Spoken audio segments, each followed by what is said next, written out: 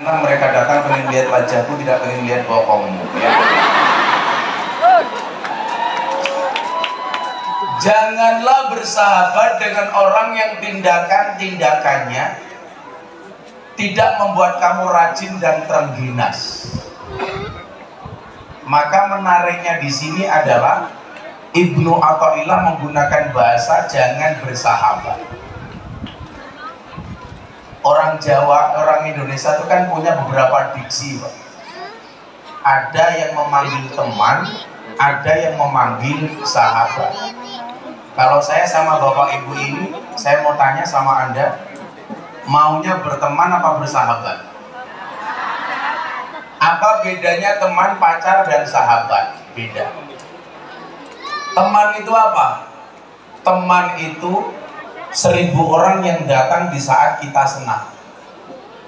Kalau kita sedang senang, semuanya ngaku sebagai teman. Apa itu pacar? Pacar itu adalah satu orang yang membuat kita merupakan 1000 orang teman. Begitu sudah punya pacar, lupa dengan semua teman. Yang kita cari bukan teman, bukan pacar, tapi yang kita cari adalah sahabat. Makanya kenapa orang yang setiap hari ketemu Kanjeng Nabi disebut dengan sahabat. Orang yang membersamai perjuangan Kanjeng Nabi disebut sahabat. Karena yang kita cari adalah sahabat. Siapa itu sahabat? Satu orang yang tetap bertahan di saat 1001 orang meninggalkan kita. Makanya saya kalau ngaji sama teman-teman artis di Jakarta, saya nggak mau dianggap sebagai guru, tapi saya minta dianggap sebagai sahabat. Contoh misal, ketika Mas Deddy Corbuzier dirundung masalah, gara-gara di podcastnya menampilkan seorang bintang tamu dari Jerman, aktivis LGBT. Beliau seorang gay, maka Deddy Corbuzier dihujat oleh seantero orang di dunia. Saya datang kepadanya, Mas Deddy, saya datang kepada kamu bukan sebagai guru, tapi sebagai sahabat. Karakter persahabatan itu apa? Seperti mata dan tangan. Mata menangis, tangan mengusap, tangan terluka, mata menangis. Maka seorang sahabat yang melihat air matamu itu jauh lebih baik dibandingkan 1000 orang yang hanya bisa melihat canda dan tawamu. Nasihat. Makanya mbak-mbak di pondok itu nggak usah nyari pacar dulu, cari sahabat sebanyak-banyaknya. Betul? Kamu nggak usah nyari pacar, akan datang satu saat kamu akan dipertemukan dengan orang yang tepat, yang kedatangannya untuk menetap bukan karena nafsu sesaat.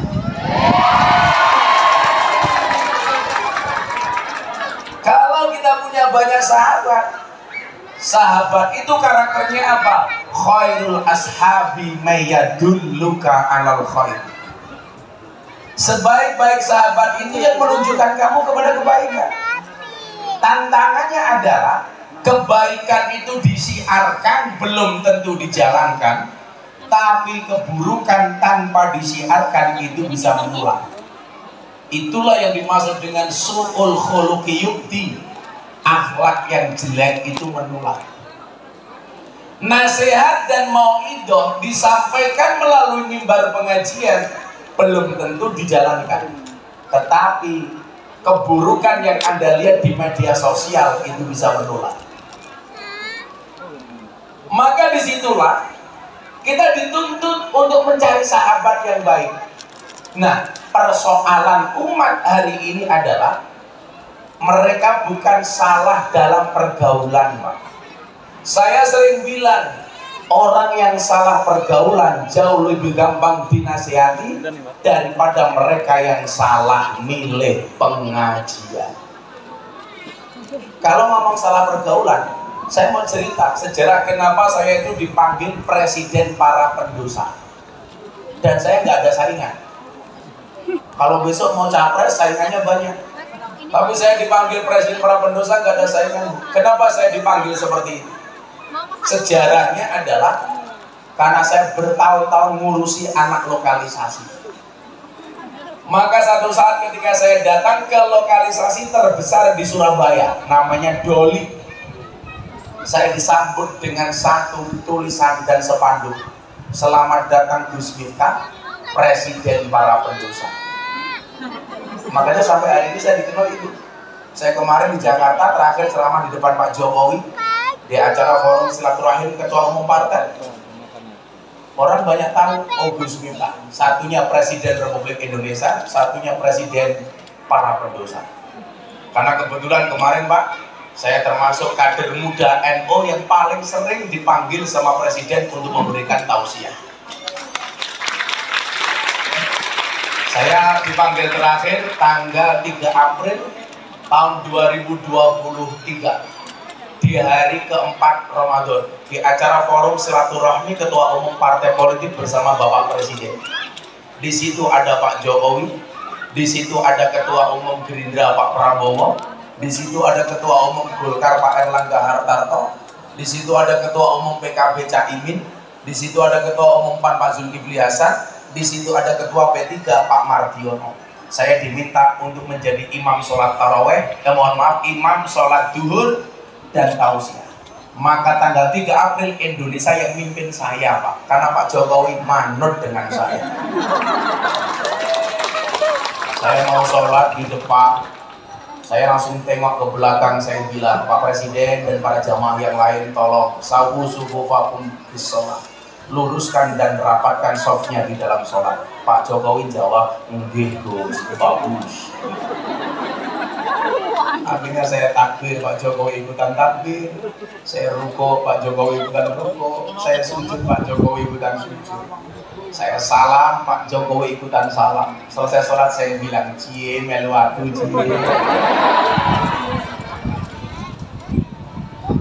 Saya bilang, orang yang salah pergaulan Pak, lebih gampang dinasihati. Saya mampu menaklukkan preman terbesar di Tanah Abang dengan 1 juta anggotanya, Maung Hercules. Sekarang dia setiap Senin sampai Kamis puasa. Hari Kamis sorenya malam Jumat dia berbagi santunan anak yatim minimal 300 anak yatim seumur hidupnya Pak. Kalau Ramadan dia buat santunan anak yatim 3 hari, 1 harinya dia undang 3.000 orang. Gratis sebulan dia undang 9.000 orang. Siapa yang melakukan? Preman paling besar. Matanya tinggal 1 Pak. Matanya yang 1 ditembak sama preman yang lain, ditembak 3 kali, jarak 2 meter, gak mati Pak, cuman matanya pecah diganti kelereng. Dia dibacok dulu sehari pernah dibacok 27 kali. Darahnya nggak nyampe 1 gelas. Manut saya atur. Makanya dulu saya di Jogja dikeroyok 20 preman, saya nggak mundur Pak. Pertama kali saya ngaji di lokalisasi Sarkem, 20 preman ngeroyok saya nggak mundur. Kenapa? Belakang saya sumur Pak. Mundur kecemplung sumur lah, nggak asik. Dipateni preman orang mati, kecemplung sumur mati. Ini menunjukkan apa? Teori saya benar. Orang yang salah pergaulan lebih gampang dinasihati. Tapi kalau sudah salah milih pengajian, susah untuk dinasihati. Merasa paling benar, merasa paling nyunnah, ini repot. Merasa paling Quran. Seolah-olah apa? Pintu surga ada dalam genggamannya. Dan salah satu kelompok yang disasar itu adalah kelompok artis dan selebritis. Selebritis yang secara kebetulan, mungkin tidak ada sesuatu yang kebetulan, yang secara takdir Allah takdirkan saya sebagai kader muda NU untuk hidup di wilayah itu. Awal pandemi, guru kita semuanya Maulana Habib Lutfi bin Yahya Pekalongan manggil saya ke Pekalongan. Beliau bilang apa? Gara-gara mendengar saya menolak semua kontrak TV, beliau panggil saya. Saya masuk kamarnya beliau bilang begini, Le, Ya lumrah kalau TV dan artis itu dikuasai oleh orang-orang Wahabi. Kenapa? Karena orang NU nggak ada yang mau masuk ke dunia selebriti. Persoalannya bukan karena nggak mau masuk, karena nggak diterima. Yang diterima oleh kalangan pejabat, artis, dan selebriti itu orang NU nggak banyak. Lah kamu ada tawaran kok kamu nggak mau? Itu sama halnya kamu tidak mau mensiarkan NU di kalangan mereka. Maka sejak saat itu kontrak-kontrak TV saya terima. Dulu saya punya acara di iNews dan RCTI, judulnya Ngobrol Bareng Gus Miftah.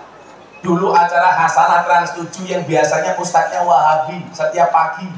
Yang dulu mereka bilang Fatihah untuk orang mati nggak ada dasarnya, adzan untuk bayi tidak ada dalilnya. Yang lucu di TikTok, punya bayi baru lahir kon ngadani malah takbiran. Saya sekarang punya acara di BTV, namanya Jalan Dakwah Ahlus Sunnah wal Jamaah ala Gus Miftah. Sehingga ternyata apa Pak? Efektifnya di mana? Orang-orang yang dulu belajar agama dari teman-teman Wahabi, sekarang belajar agama dari orang Ahlus Sunnah. Dulu yang taunya belajar agama dari orang-orang Salafi Wahabi, sekarang dari orang NU. Makanya sekarang komunitas artis pengajian kita di Jakarta besar. Kenapa? Karena banyak artis-artis yang dulunya ikut Wahabi sekarang ikut kita. Contoh, nama-nama beken seperti Anang Ashanti. Sejak dia menikah yang memberikan nasihat pernikahan saya. Atta Aurel menikah yang memberikan nasihat saya. Via Valen menikah yang memberikan nasihat saya. Yeni Inka menikah yang memberikan nasihat saya. Deddy Corbuzier menikah yang memberikan nasihat saya. Lesti Kejora bukan saya. Lagian orang Cilacap itu aneh, Pak. Yang bermasalah Lesti sama Rizky Bilar. Yang melaporkan Lesti, yang dilaporkan Rizky, yang mencabut Lesti, yang cerewet orang Cilacap. Kenapa laporannya dicabut? Padahal yang melakukan biasa-biasa saja. Sekarang jadi jamaah saya mereka berdua. Itulah Pak, orang Jawa bilang, sing ngelakoni adem ayem, sing nyawang kakean.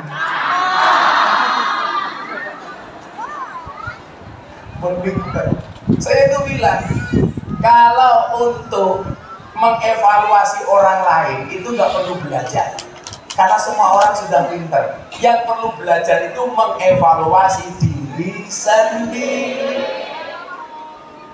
Maka orang-orang yang dulu afiliasinya ke Wahabi, sekarang tuh kita semua tuh nama-nama keren seperti Aura Kasih, ngajinya sama saya besar Pak pahalanya. Nama-nama seperti Wika Salim, Nikita Mirzani. Orang semuanya menghujat Nikita Mirzani, kalau saya malah datang. Nikita Mirzani itu Pak, itu dulu sekolah sanawiyah di Mantingan, Gontor Putri, sampai kelas 3 sanawiyah. Namun dia tidak lulus. Prejengannya kayak gitu Pak, tapi sholat. Islam di Indonesia itu kan antik. Orangnya nggak nutup aurat, tapi sholat. Sementara orang Timur Tengah banyak yang nutup aurat, tapi tidak sholat. Aurat, mohon maaf, Nikita Mirzani itu kalau saya ajak sholawatan dia juga bisa. Sholat bisa. Kemarin pengajian di Cirebon saya ajak bisa. Muktamar NU di Lampung, Nikita Mirzani saya ajak bisa. Dia sholat Pak, ya besar. Pahalanya goblok. Apa? Kamu jangan mancing-mancing.